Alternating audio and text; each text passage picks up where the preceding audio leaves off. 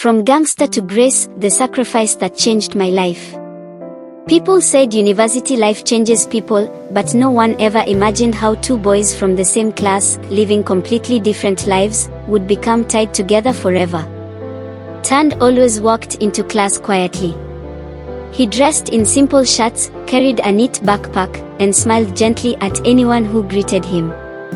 Nobody really knew that he came from a very wealthy home. In school, he lived like an ordinary student, no designer clothes, no loud lifestyle, nothing fancy. He was peaceful, humble, and always had a small Bible inside his bag.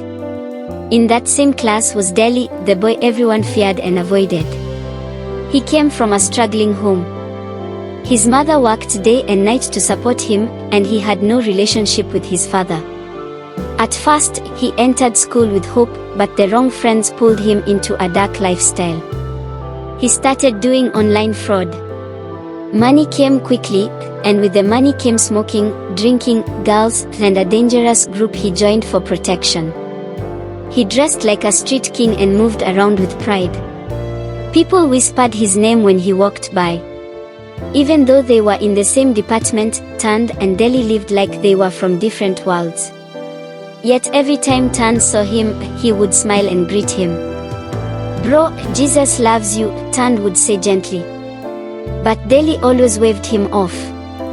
"I don't want to hear all that. Just leave me," he said. One evening, trouble broke out among some boys on campus. Delhi got caught in the middle of it. He returned home with marks on his body and pain he tried to hide. But he told no one. He continued living his life as if nothing happened. The next day in class, Tand noticed him holding his side and breathing hard. "You're hurting," Tand said softly. Delhi hissed. "I'm fine." But he wasn't. Days passed, and the pain became worse. He would suddenly stop while walking, hold his lower back, and bend slightly. Still, he refused to go to the hospital. More trouble came again.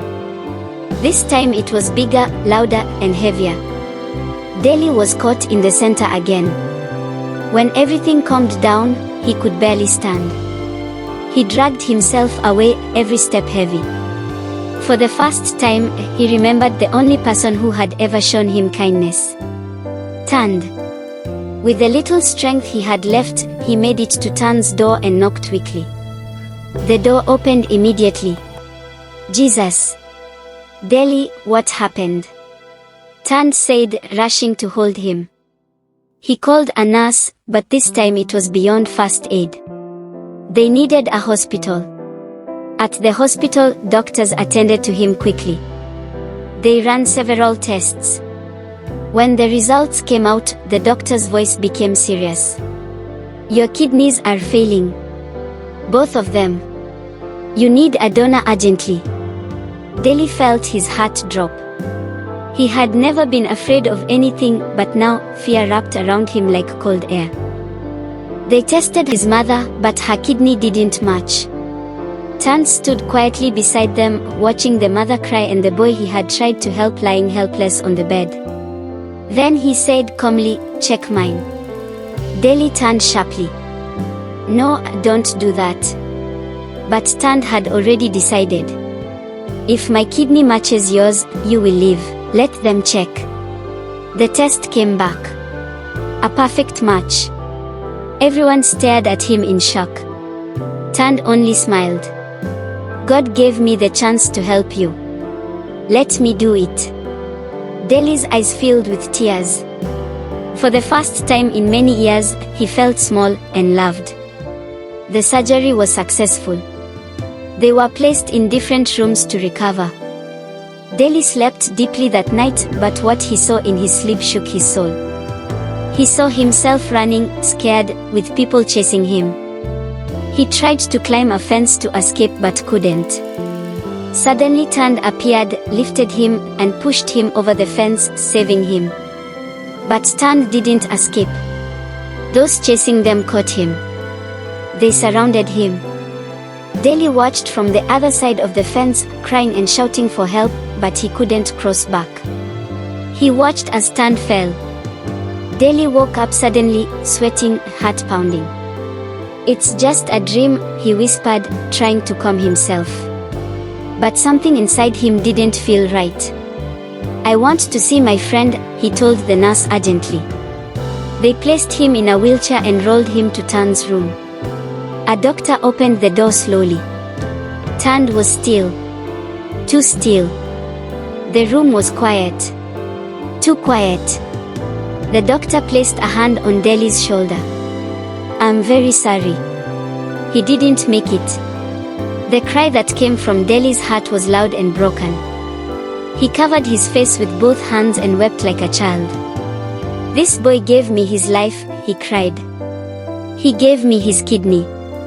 He tried to save me in the dream. He tried to save me in real life. Why was I so stubborn? Why didn't I listen?" His tears fell freely as he touched the bed where Tan once lay. "I will never live the same way again," he whispered. "I will live the life he preached to me, the life he gave me." And from that day, everything changed. The smoking stopped. The drinking stopped. The dangerous friends disappeared. The pride left his voice. He became gentle and grateful. People who once feared him now saw a different person, a boy transformed by love, sacrifice, and grace he did not deserve. And every time he touched his lower back and felt the kidney inside him, he remembered. A friend who didn't just preach love. He lived it. You know, Tan's sacrifice is more than just a story. It is a picture of the greatest love ever shown. A love that did not wait for us to be perfect. A love that came when we were at our worst. Just the way Tan gave a part of himself to give life to his friend. Jesus gave his life so that we could live. He carried our pain. He took our place. He gave us a future when we had none. And his love still calls to us today. A love that saves. A love that transforms. A love that never ends. Thank you for watching this story. If this story touched you, share it with someone who needs hope, needs healing, or needs to remember that real love still exists. Don't forget to like, comment, and subscribe for more inspiring stories. See you in the next one, and remember, you are deeply loved.